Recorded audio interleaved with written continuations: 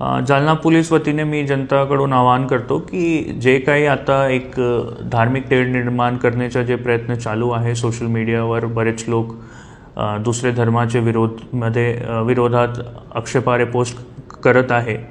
तसा पोस्ट ना करता तुम्ही असे माहोलमध्ये शांतता ठेवायची गरज आहे।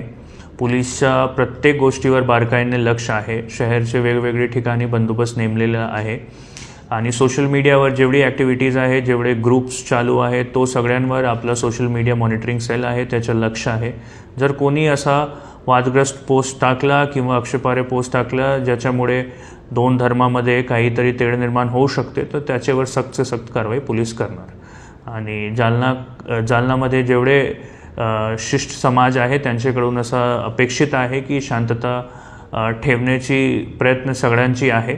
तसा माहोल खराब ना होता सगळ्या